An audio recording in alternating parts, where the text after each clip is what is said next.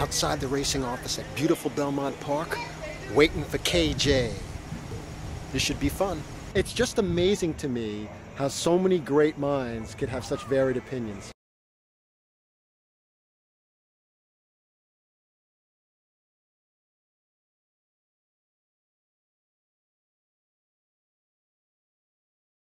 And that was one of the reasons that I set out to write it, was because I knew that these guys were going to weigh in differently. Even if I didn't know what their answers were going in, I knew that they were going to come out. And actually, Alan surprised me, Jerkins, with his answer, saying, like, we've been using steroids forever. It's a bunch of baloney. Why are people getting upset about it? I thought perhaps, you know, the old school being a little more cautious, he wouldn't have embraced that. But, you know, he was telling me that steroids had been around as long as he had been around.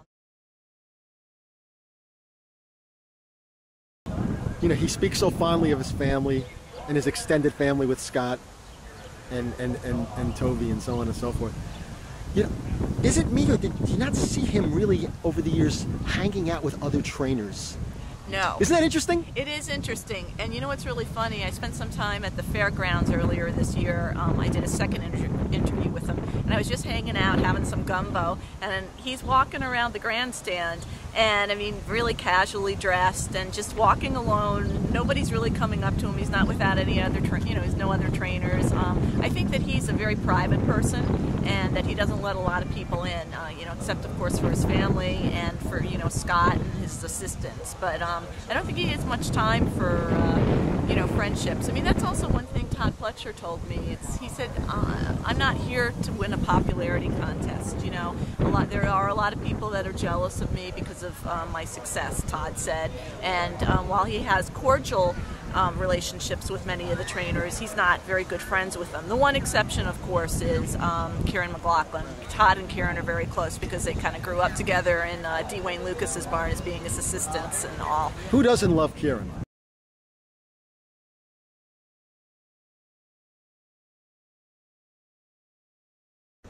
Stunningly supporting synthetics. Yeah, it's much to say that he wished that all the tracks were synthetics, and actually that's a very unpopular, you know, opinion, as we know, even among horsemen. Yeah, especially now. Yeah, especially now, and that's the way he felt. And I don't know, you know, I did that interview back in, I would say it was August 2008. I did that interview with him. I've spoken to him since, and I've done some book signings with him since earlier this year at Churchill during Derby time, and it didn't seem like he had changed his stance. But it would be interesting to go back and now and say, hey, listen, like in light of what happened at Del Mar and some of the things at Arlington Park and Polytrack, what he thought.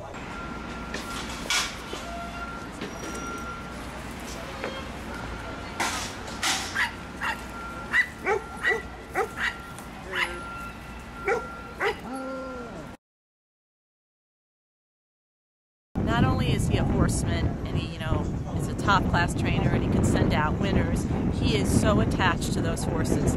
You just go into the barn and you can observe him, and he will be hugging on his horses, he'll be giving them peppermints, he'll be kissing them, and then he encourages you to do the same if you're a visitor. I don't know how many times I've been there where he'll call my name and he'll throw me a bag of peppermints, and then he'll say, oh, just go around the barn, and, you know, Benny the Bull's down there, Big Brown was down there, and I just thought it was so cool. And, you know, during the interview when I talked to him, one of the things he told me was that, you know, he really kind of prefers the company of horses, you know. He trusts them above humans. Yes, he definitely does. And he comes back to the barn after dinner many times just to check on the horses and hang out with them.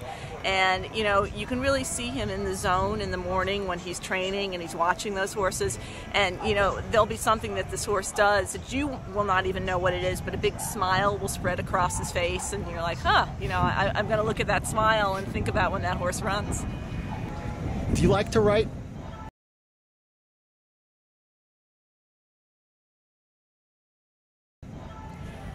I do like to write. I find it frustrating at times.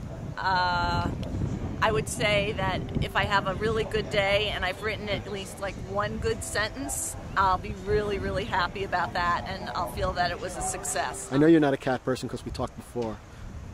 It's a strange planet. You're only allowed one animal. Horse or dog, only one. Dog, because it could be in your apartment or your house.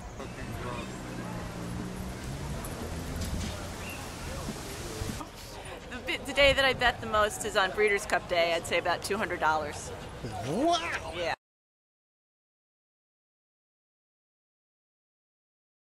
That's big for me. Otherwise, very small, $2 better. And this is going back your whole Yeah, I would adult say life? My whole adult life. She had $2 Yeah, on Volponi. We were in the window together. I was true. cashing my That's big true. ticket on Volponi, and she's And- on there cashing a $2 ticket. it was meant to be sort of like I a know. memento, and then I decided I had to Yeah, cash screw the it. memento. Going to be a huge upset. 40-1 on the wire. Volponi scores in the Classic. He wins by a half a dozen lengths. Medaglia d'Oro finishing in second with a photo finish there with Milwaukee Brew. Volponi and Jose Santos, trained by the Hall of Fame trainer P.G. Johnson.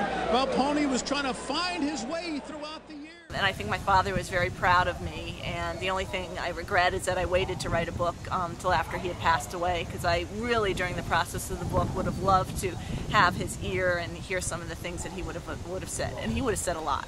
You know he was, and I know you know this. He was really well. He was very loved in the community. There was a avuncular thing to Fiji, and how close were you? Were you at a best buddy level?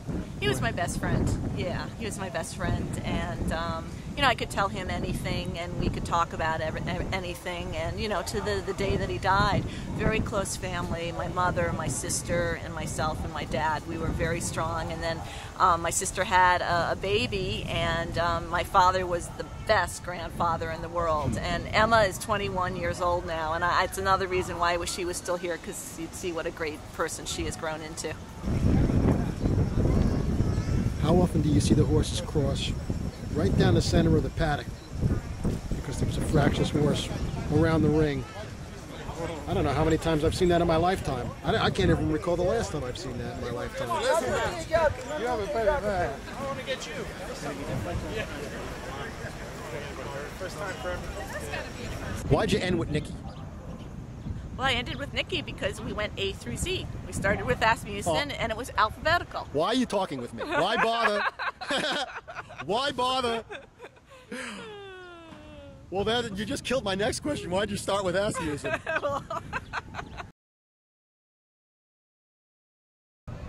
Jockeys next? Well, yeah. Are you you have a book in the works, or you're still doing the rounds with this?